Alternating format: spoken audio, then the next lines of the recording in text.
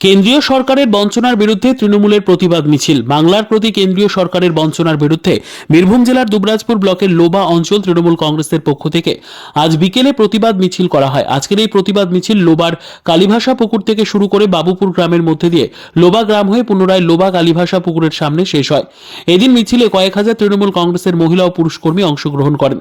আজকের এই প্রতিবাদ মিছিলে উপস্থিত ছিলেন দুবরাজপুর ব্লক তৃণমূল কংগ্রেসের জয়েন্ট কনভেনর তথা দুবরাজপুর পঞ্চায়েত সমিতির বন ও ভূমি কর্মাধ্যক্ষ রফিউল হোসেন খান, বীরভূম জেলা পরিষদের সদস্যা মুনমুন ঘোষ, লোবা অঞ্চল তৃণমূল কংগ্রেসের সভাপতি পিনাকি চক্রবর্তী সহ তৃণমূল কর্মীরা।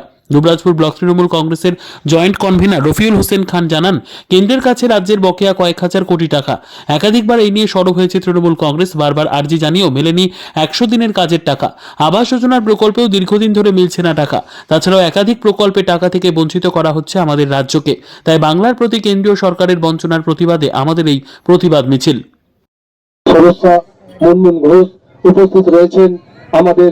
আমার প্রিয় একজন সাথী বলা যায়, সিডি ওয়ানের ব্লক সভাপতি মাননীয় রূপল আলা মহাশয় উপস্থিত রয়েছেন। এই অঞ্চলের সমস্ত অঞ্চল নেতৃত্ব এবং ব্লক নেতৃত্বরা উপস্থিত রয়েছেন। সর্বোপরি উপস্থিত রয়েছেন আমাদের মায়েরা, দিদিরা এবং বোনেরা, উপস্থিত রয়েছেন আমাদের ভাইয়েরা, দাদারা, সবাই উপস্থিত রয়েছেন।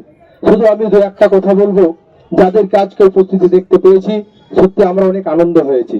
তার মানে আসল তৃণমূল কংগ্রেস আপনারাই করেন, যারা মাঠে ময়দানে নেমে কাজ করেন তারাই হলেন আসল তৃণমূল কংগ্রেস। আমরা কয়েকটা মুখ, যে মুখগুলোকে দেখার চেষ্টা করি, যে মিছিল মিটিং এ কেন দেখতে পাই না, আপনারা জানেন কিছু মানুষ আছে যারা শুধু বিভ্রান্ত।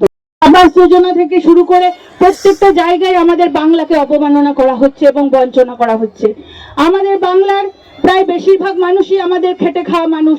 সেই খেটে খাওয়া মানুষের স্বার্থে একদিকে মমতা বন্দ্যোপাধ্যায় যখন লড়াই করছেন, তখন একদিকে কেন্দ্রীয় সরকার বঞ্চনা করছেন। তার কারণ হচ্ছে একটাই, তার কারণ আমাদের বাংলার মানুষ, আমাদের পশ্চিমবঙ্গের মানুষ মুখ্যমন্ত্রী হিসাবে মমতা বন্দ্যোপাধ্যায়কে নির্বাচন করেছে। কিন্তু আমরা আমাদের নিজেদেরকে ধন্য মনে করি যে আমরা মমতা বন্দ্যোপাধ্যায়ের মতন একজন মুখ্যমন্ত্রীকে আমরা পেয়েছি, যিনি একজন মহিলা এবং তিনি সবসময়